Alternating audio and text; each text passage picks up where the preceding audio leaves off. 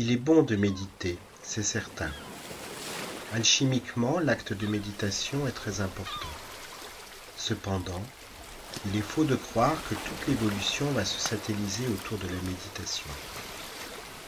Si l'individu qui médite ne pense pas en même temps à calmer ses émotions en lui-même, ou à dépasser ses craintes, sa timidité, sa maladresse, ses imperfections, et de contempler bien en face son karma, de le régler et de donner à chaque homme la justice et l'amour qu'il faut, cet individu pourra méditer pendant des siècles, il ne se passera rien de spirituel. Donc, pour être un homme debout et qui marche vers Dieu et la liberté, il ne suffit pas d'avoir simplement les grandes oreilles ouvertes et de se dire « Maintenant que j'ai bien entendu, je vais appliquer la méthode ». Il n'y a pas de méthode. On ne peut pas aller vers Dieu par la méditation, c'est faux. C'est complètement faux.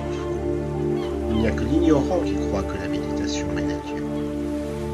La méditation mène là où elle mène, tout simplement en satellite autour d'un objet de contemplation. Mais Dieu est autre chose qu'un objet à contempler. Dieu est votre propre nature. Donc, il ne suffit pas de méditer, il faut aussi devenir Dieu. Il ne faut pas simplement se satelliser autour d'un objet divin et méditer sur l'objet, un mantra, ou la forme et la couleur ou le son de Dieu. Ceci est satelliser sa conscience autour d'un objet. Mais l'objet, c'est vous. L'objet divin, c'est vous. Donc vous n'avez pas à satelliser votre conscience autour de vous-même. Vous devez au contraire aller en vous-même et devenir ce vous-même. Automatiquement, la méditation n'est plus la méthode ultime, n'est pas la seule voie d'évolution, la seule façon d'aller vers de plus hauts plans de conscience. La méditation est un travail plus particulier d'introspection des énergies et d'élévation des énergies. Mais en attendant, tout le reste de la vie doit être aussi une grande méditation. La conscience n'est pas en méditation que lorsque vous daignez méditer et qu'ensuite vous la laissez faire ce qu'elle veut, spéculer mentalement, désirer des plans en sauce, voir des films, des amis, désirer le phare de la vie. Si l'on veut évoluer, il faut prendre la vie entière comme une longue et profonde méditation. C'est pourquoi, immanquablement, au cours de votre vie, au cours de vos jours, vous allez devoir apprendre à vous détacher des objets qui attachent votre conscience dans une contemplation un peu trop statique. C'est ce que l'on appelle se défaire de ses défauts, par exemple. Pour comprendre que tout au long de la journée, l'individu doit soigner sa conscience, soigner le type d'investissement qu'il fait des énergies de sa conscience vis-à-vis de certains objets, comme je l'ai dit, il n'y a pas simplement 10 minutes de méditation réservée à Dieu, et puis ensuite le reste où l'individu est comme il est. La conscience est exactement la même pendant les 10 minutes où l'on va méditer, et pendant le reste des longues heures où l'on va être soi-même.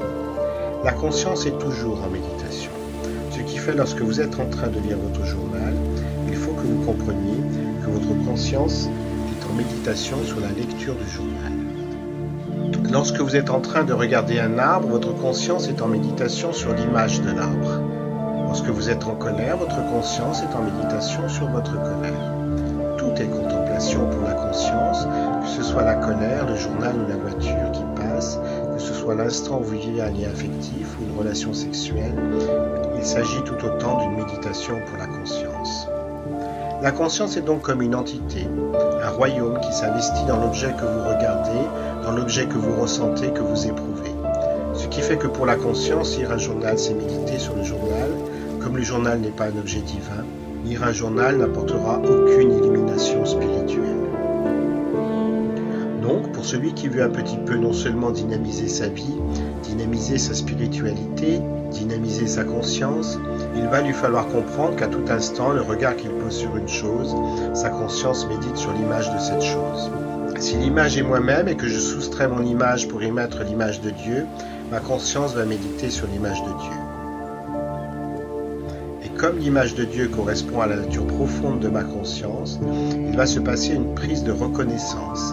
Et à ce moment-là, la conscience qui pendant un certain temps s'était habituée à regarder des choses qui ne sont pas divines et qu'elle avait cru, va rebasculer dans sa nature propre. Et c'est là où l'individu, où l'initié va dire « je suis cela ». À ce moment-là, pour l'initié commence le véritable moment de la restitution, de la réintégration divine. Tant qu'à l'intérieur de vous, vous n'avez pas entendu ce son, ce qui ne veut pas dire que vous devez tendre l'oreille et entendre quelqu'un chanter, « je suis cela », cela va plutôt se traduire par la conviction dont je vous parlais, c'est-à-dire que profondément, en vous-même, vous ressentirez comme à fleur de peau que vous êtes une âme. Et vous n'aurez même plus envie que l'on vous appelle par votre prénom ou que l'on vous rappelle des souvenirs d'enfance. Vous aurez l'impression que l'on vous parle d'une autre personne qui n'a presque jamais existé, tellement elle est différente de ce que vous êtes maintenant. Lorsque vous aurez donc atteint cet endroit du champ et de la conviction, toutes les énergies qui pendant un certain temps, pendant des incarnations et des incarnations, sont allées vers l'extérieur, vont faire le mouvement inverse et rentrer vers l'intérieur. Ce qui fait qu'à un certain moment de la roue de la vie, il est dit que ce genre d'initié n'a plus besoin de s'incarner. C'est ce que l'on appelle un libéré vivant.